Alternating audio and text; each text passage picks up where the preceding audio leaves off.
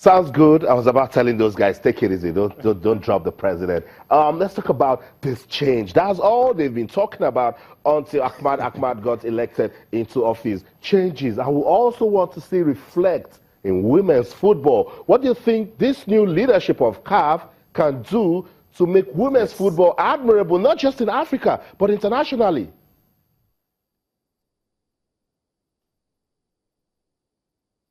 Yes, Austin.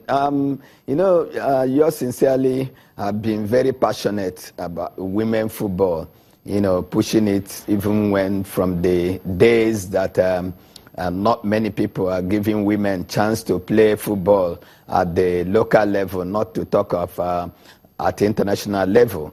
And having been in it, from almost as old as Issa Hayatu had been on the saddle, but it's good that a new person also had come to be at the head of Women Football Committee of the Confederation of African Football, because in the past 29 years, we've not seen a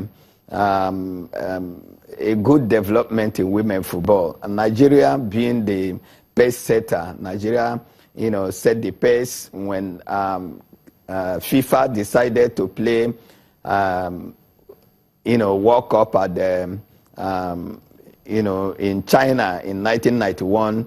Nigeria was the sole African representative in 1991, to represent Africa in China. We didn't do well there. We come back after 4 years in 1995 in Sweden. Yours sincerely was opportune to be there. And Nigeria lost 2 games in the group game, but played 3-3, against Canada. And that opened more doors for another team to join. FIFA graciously granted Africa another spot, making it 2. Then in 1999, that was the time the Super Falcons of Nigeria got to the 6th place in the world. They finished 6th. To make up the 7th team that will go to Olympics that year in Sweden, and in Sydney, Australia, in 2000. And that performance by Nigeria got to the quarterfinals of FIFA Women World Cup in US in 1999.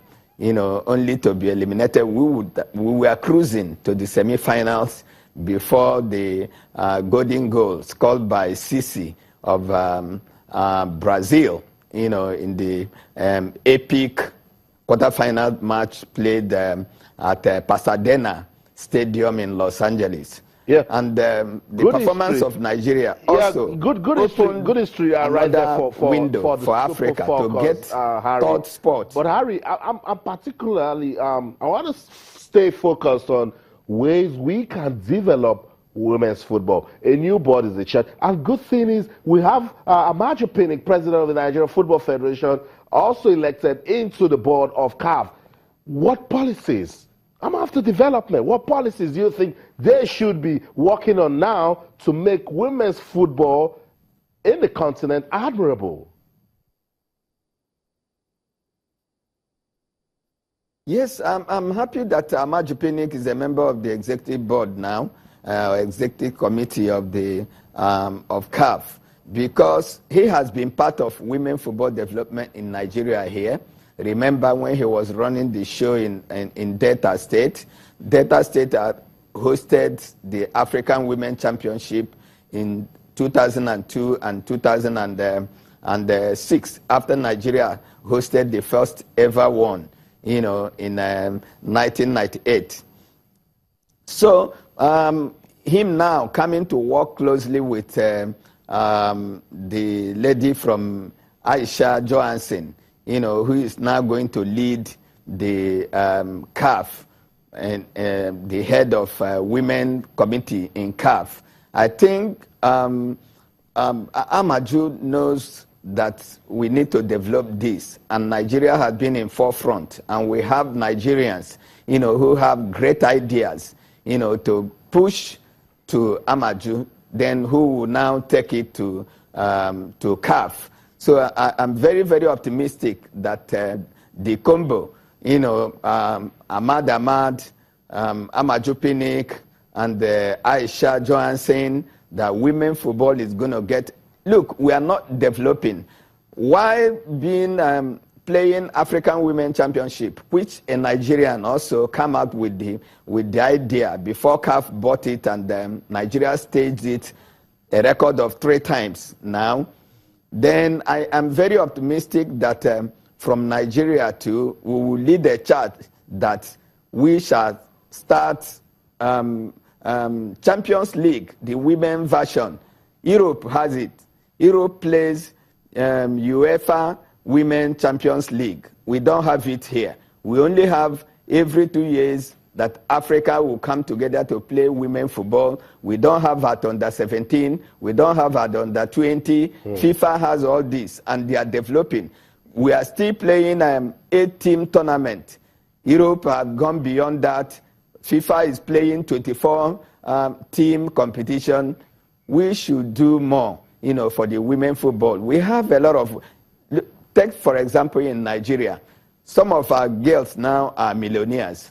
Take the Super Falcons, after they won the record-setting trophy in Cameroon. They came back home, no matter what happened. But then the gracious country recognized them, and they were paid handsomely. And today, a female footballer, can do many things other people who are in other spheres of life or other climes can do, because they now have fund. Many of them are running breadwinners of their families, and it's from women football. So we need to do more. We need to develop women football. That's the talk. That's the talk right there, Harry. We need this message to CAF that look, we are not lacking in Africa. I totally agree with you, Harry. We need to do more to develop women's football. Expertise. I must say thank you so much, Harry, for taking our time to talk about women's football for this new leadership of CAF. Thank you so much, Harry, for speaking to us. And that's it, Harry Awurumibe is a women's football advocate. We're speaking to us from our studios in Abuja. There is a new leadership in CAF. We're not putting them under any form of pressure, but we're saying if development is coming to African football, it must also get to women's football. And Harry is just trying to tell us that there are potentials in Africa, right here, even in Nigeria. He said, we have done everything for women's football. Our man, Amaju Pinnick, president of the NFF, is now part of the executive committee. Let's see if he can push that drive and make sure we develop women's football in Africa. Let's take a quick break now. When we come back, Joseph Mukuzu, he's been standing by. He wants to give his opinion on all of these issues. Don't go anywhere. Stay.